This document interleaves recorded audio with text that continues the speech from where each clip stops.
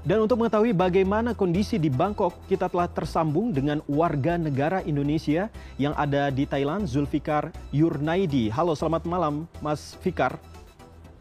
Selamat malam, selamat malam. Oke, Mas Mas Fikar, Iqbal. bagaimana suasana di Thailand, khususnya di Bangkok malam ini? Apakah Anda masih merasakan ada gempa susulan di sana?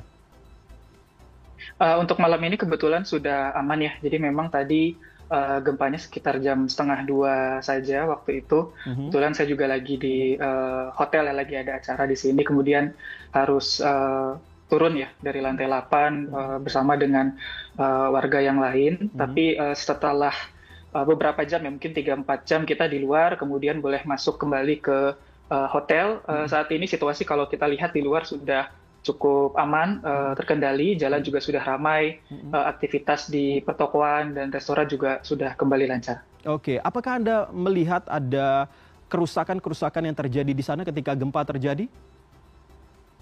Kalau dari kebetulan saya ada di area Sukhumvit ya, di sini memang tidak terlihat secara jelas ada kerusakan, tapi memang kalau tadi ketika masuk di hotel itu ada sedikit dari plafon gitu, kayak cat-catnya itu runtuh, kemudian juga terlihat sedikit lah. Tetapi memang kerusakan yang besar itu ada di Chatuchak ya. Jadi ada gedung yang memang sedang dibangun dan belum selesai. Kebetulan bukan kebetulan ya, itu runtuh gitu. Sampai tadi saya sempat cek berita juga, memang sekitar udah ada 3 orang yang dilaporkan meninggal dan sekitar 80 orang dilaporkan masih menghilang dan dalam pencarian. Kalau saya tidak salah, pemerintah di sana sempat mengumumkan status zona siaga ataupun zona darurat begitu ya di sana. Apakah ini artinya bahwa memang aktivitas seperti yang tadi Anda katakan bahwa semuanya sudah berjalan normal, ini artinya bahwa tidak ada hal-hal yang tentunya membuat masyarakat ini harus takut ataupun waspada begitu? Kalau saat ini memang seperti itu situasinya.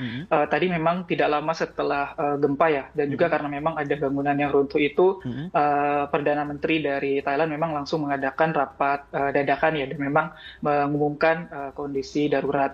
Begitu pula tadi memang di area gedung-gedung perkantoran di sini juga warga memang tidak bisa masuk kembali ke ruangan. Jadi kita semua memang harus menunggu di luar sampai adanya pengumuman bahwa memang kita sudah boleh kembali ke ruangan. Tetapi sampai saat ini memang situasi terlihat sudah cukup terkendali.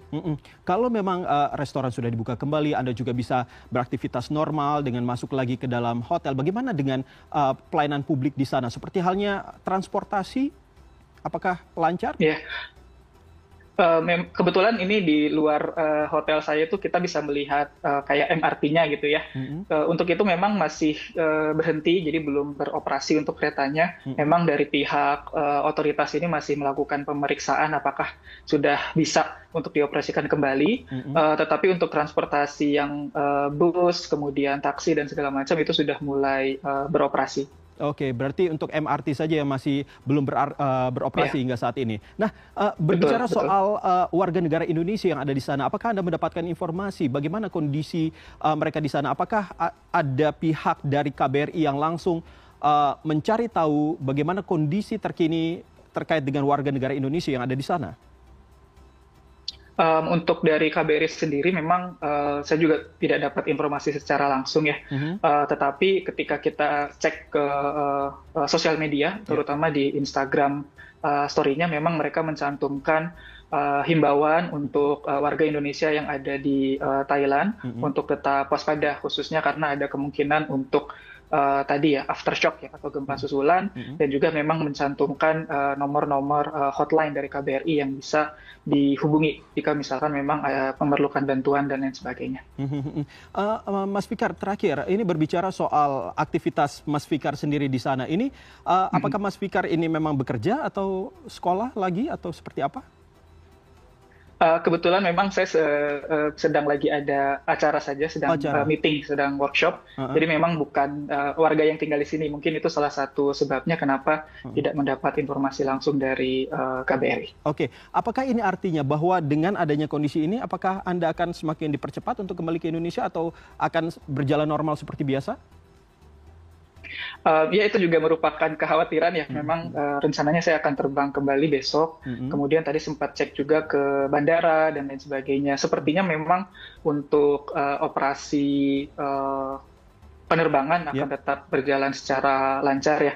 Cuma memang masih tersisa ya tadi itu ketika gempanya berjalan gitu kan, itu memang goyangannya sangat berasa gitu. Dan ya kebetulan di hotel tempat saya ada acara itu, kita ada semacam kayak gantungan dari atap.